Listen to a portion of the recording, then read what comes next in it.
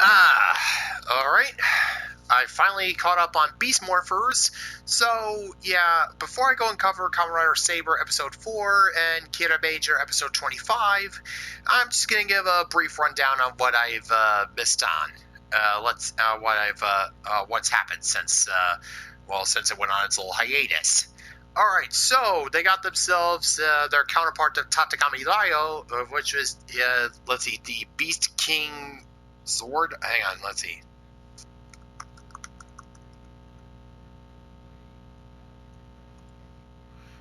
The Beast X King Zord.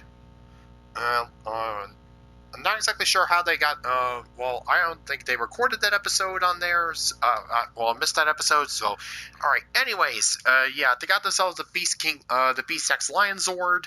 They combined it to Beast King Ultra Zord. I think that's what they're calling it. Forgot. But yes, anyways, important summary here. Let's see here. Evox is split away from Bear Daniels. Evox is running low on Morphex. And oh yes, they managed to figure this out because apparently Grid Battle Force has themselves a collection of Power Rangers weapons, including a collection of several morphers, blasters, and some tech that previous generations of Rangers used, including the device that the Dino Charge Rangers used to split Zeno Wing away from Doom Wing back when that whole thing was a whole thing. And let's oh yeah, and among their collections and tchotchkes, let's see, there was like some Mystic Force morphers. There was some original Mighty Morphin weapons. Let's see the Zeonizers. No, not Zeonizer. The Zeo Rangers weapons, and and relevant to the episode there, the RPM Rangers morphers. Why was that relevant? Because, yeah, somehow, in order to get some ideas on how to save his dad, Devin actually got in contact with Dr. K in the RPM universe. And yes, they actually got Dr. K's actress back, which, hey, cool. But yeah, just how exactly he was able to get in contact with Dr. K is a little bit head scratching. I mean, I could buy that Grid Battle Force would have some old Ranger tech on their hands, since they were able to utilize the Morphex is them literally drawing energy from the morphing grid, so it wouldn't surprise me if some past Rangers came on by and maybe like Billy or like Tommy or maybe Andros or some past Ranger team came along and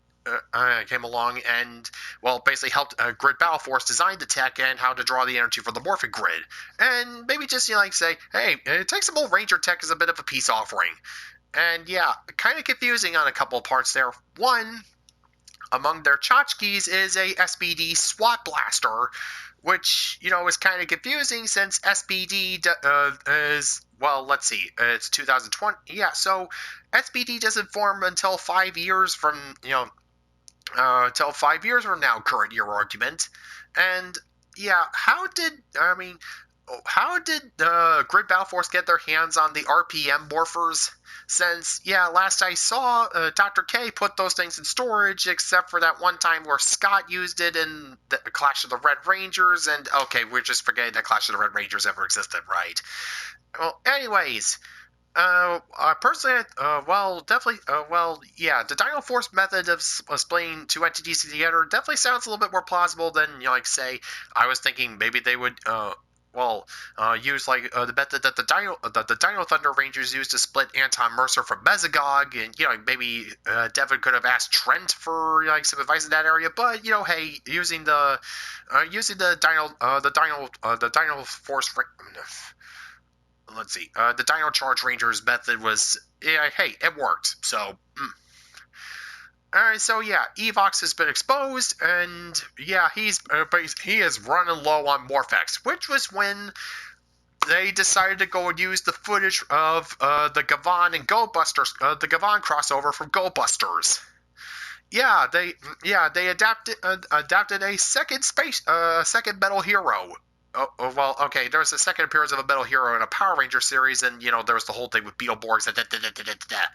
Anyways, yes, they adopted Gavon Type G, and his counterpart is, let's see, Captain Chaku. Since Gavon's transformation phrase is Jochuk, or something, Jochaku.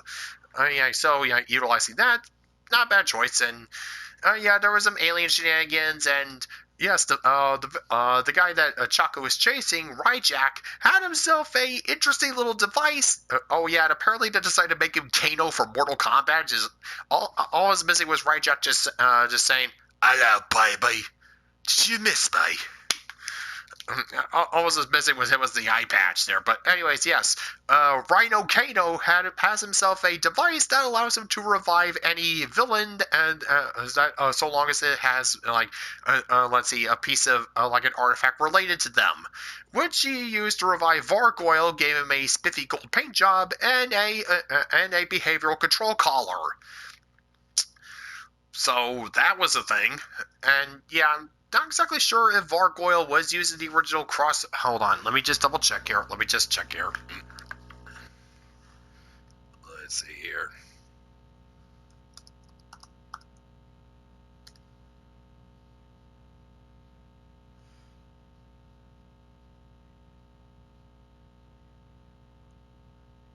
Yeah, just trying to remember here.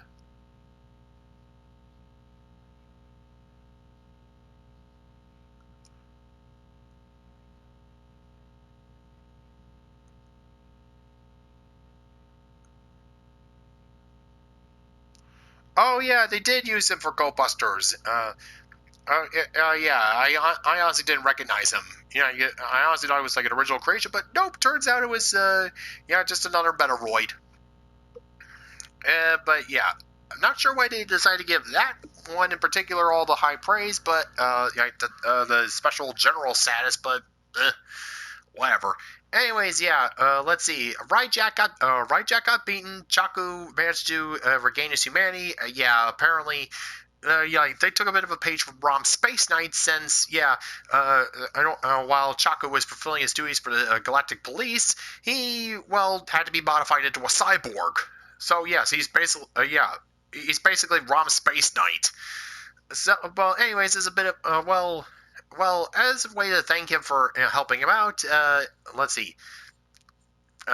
Nate reverse engineered the process that infused the beast Morphers Rangers with their powers, and basically used it to split all his organic bits from all of his cyber bits. So yes, he's fully human. He doesn't look like a bad Terminator cosplay, and he can retire with his daughter. Yay!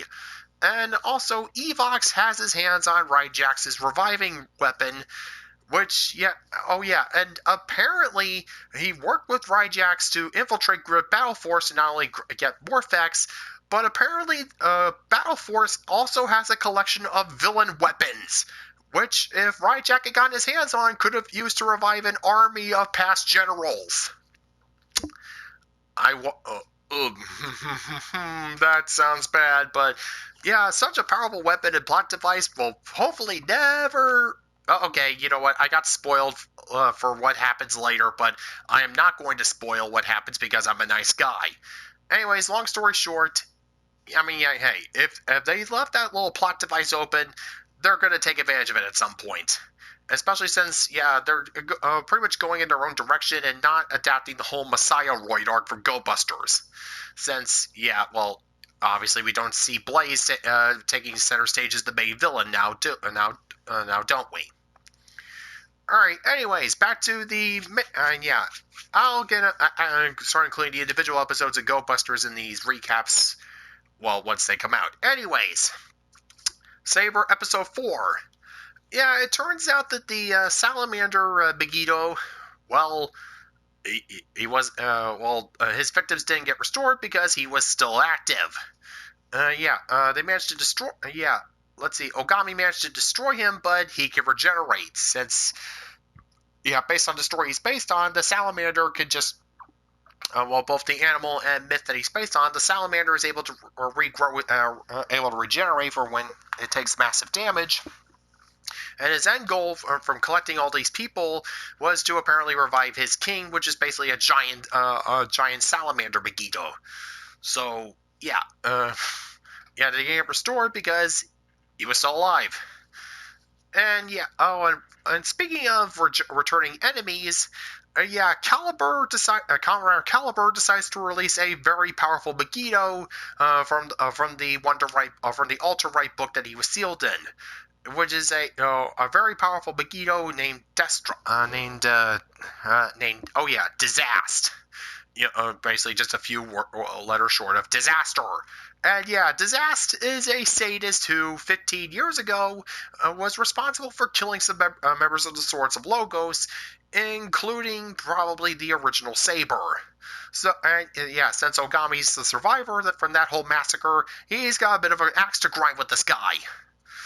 And yeah, Disast is incredibly powerful. So yeah, while Toma and let's see. Sorry, gonna be bringing this up every once in a while, so at least until I get the names settled. Let's see. While Toma and Rentaro go and deal with the Salamander Megiddo, Ogami gets to go and get revenge. Gets to square off with Disast. And yeah, like General Grievous in the clone, Disast actually has himself a collection of Wonderite books that he kept as trophies from the swordsmen that he's killed in the 15 years before he was sealed. And one of them including being the Storm Eagle Wonderite book, which he manages to drop after Ogami manages to deal enough damage for everyone to like, yeah, you know what, you're worth keeping around. Bye. Yeah, no, he's a sadist, but he's also an idiot. Yeah, it's like I could easily just kill you now while you're a weak old man, but hey, I'm gonna keep you around because I'm a sadist and an idiot. Bye. And yeah, here's where we first see Toma attempt to. Previously, let's see. What was the other guy's name? Kento. Yeah, Kento decided to go and give Toma one of his Wonderite books as a sign of trust, if I'm remembering right. Basically just to go help him even the odds, which was the Needle Hedgehog Wonderite book. And since Toma has both his myth, his animal, and his story Wonderite books, he actually manages to pull off a full combo, which he manages to, finally go and squash the salamander. And yeah, apparently, using 3 books like that is apparently something that only a master Kamen writer could use, according to Rentaro. And yeah, one of those probable masters shows up. Yeah, after everybody, including Ogami's son Sora and Mei, who decided, Mei still had one of the Salamander's right books with her, and she decided to open it and brought along a signal flare so that essentially later where all the victims were being kept, she launched a signal flare to draw Toma and the others to where the victims were being kept to prevent them from being sacrificed. Hey, give her credit, she at least thought ahead, and yeah, pretty gutsy of her. But yes, anyways, let's see. Comrade Caliber shows up, and he easily wipes the floor with Saber and Blades. But then again, hey, he's an early appearance general, so of course he's gonna be presented as OP. All right, let's see. Anything else that I think needs relevancy? All right. Anyways. Kirameger episode 25. We're at the halfway point of the show, and here's where the villain faction decides to crank the dial up to, okay, we're serious now. Although you can easily see when they decide to do it, because the monster this time, Bomb Jamin, is an idiot and just plain old-fashioned stupid. Yeah, he's a bomb child Jamenchi who arranges his victims like bowling pins, and, well, he needs to score a strike in order for the bombs to detonate. But he completely sucks at bowling, so at best he's able to knock down like 7 of his pins. And yeah, everybody, and yeah, even the Kiramagers are like, "Are you an idiot?" Yeah, just they're basically just having the Letterkenny clip on standby. It's like, "Are you an idiot?" And yeah, while they're dealing with this idiot, let's see. Sorry, hold on.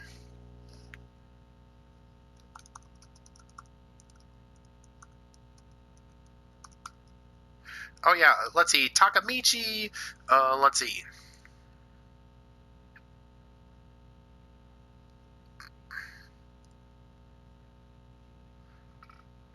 Let's see. Jiro, Takamichi, and Tomitomo are off looking for the third Kirame stone. And yeah, it's even though hold on, let's see. Trying to remember. Yeah, even though even though Mabushina had the curse removed thanks to the Aqua Kirame Stone's power, well, Takamichi still has a wish he could make with by gathering all four of them, and that's to go and revive Crystalia. I mean, hey, yeah, they basically are the Dragon Balls. Just like, hey, can we get New Namek back? Sure. And along the way, they stumble upon a shrine that, according to Takamichi's book, it's located near a shrine that Jiro used to visit when he was a little kid and to get artistic inspiration. One of the stories of that shrine was that apparently there was like a nearby phoenix that helped to revive a wounded traveler, which is which was most likely attributed to the powers of the Kiraime Stone. And along the way, they meet a mysterious young woman who actually turns out to be a new general from Jotunheim. Let's see, Yodona, who is Emperor Yoden's personal secretary, and she reports that the Emperor is not happy with Garza and Carantula's antics. Well, specifically Carantula, since, hey, Garza is a pretty competent guy, but he's basically stuck working under a complete and utter goober. So Yodona's here to basically just tell the heroes, yeah, easy mode's over. Now we're going to hard. Now we're going on to Dante must die mode. And to do this, she goes and energizes the Pachats so that not only are they as strong as regular MOWs, but also even if you beat them, they're just what they describe as zombie Pachats at this point. So, anyways, before that all happens, Takamichi manages to recover the Kiraime stone, but since the book said there was like another stone in the area, he figured, might as well take a look at there anyway, just to make sure. And it turns out it was a Monstone. And the Monstone in question manages to steal the Kiraime stone that they had uncovered and use it to grow giant size and give himself a massive power boost. So yeah, while the core five are stuck dealing with Yodona and her super Pachats, Takamichi is stuck dealing with a superpowered Monstone, and he is losing badly. So yeah, it's time for the Kiramagers to go and step up their game. Oh boy. But yeah, all in all, solid episodes all around, and all right, yeah, definitely gonna be getting these out a lot sooner now. So yeah, now that I've finally finished playing catch up. Yep, nothing much to report here except consistency, good, and yeah, bye.